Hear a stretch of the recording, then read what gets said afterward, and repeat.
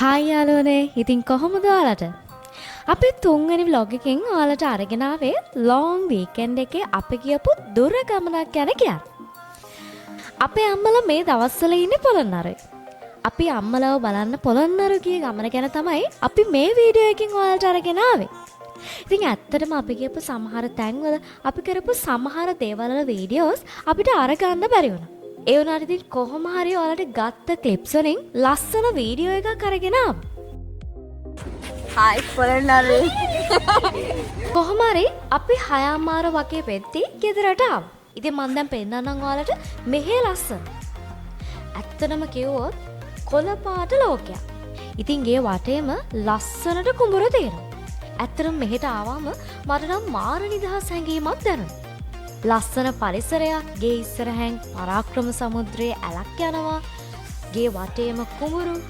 මට නම් කොච්චර හිටියත් ඇති වෙන්නේ නැහැ මෙහි. ඒ තරමට මං ආසයි මෙහෙ ඉන්නේ. ඊළඟට මං ඔයාලට පෙන්නන්නේ මගේ ලිවි බපා ගැන. මෙයක් මේ ටිකේ මෙහෙ ඇවිත් ඉන්නේ.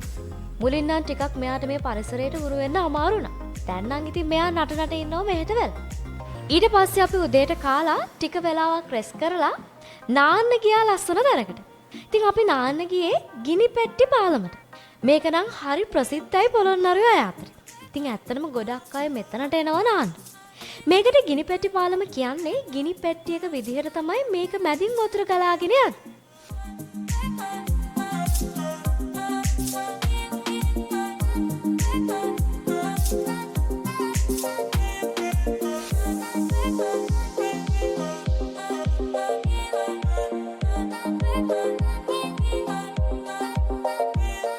මෙතන හංස බෝට්ටු තියෙනවා පදින්න.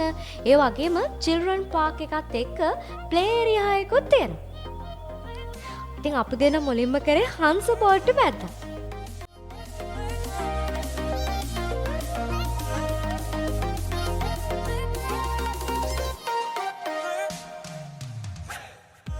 ඊට පස්සේ තමයි අපි නාන්න ආවේ.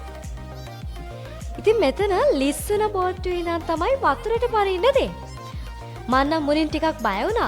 ඊට පස්සේ ඉතින් ආස හිතුණා. ඊට පස්සේ අපි දිගටම මේ විදිහට ඇල දිගේ ගියා.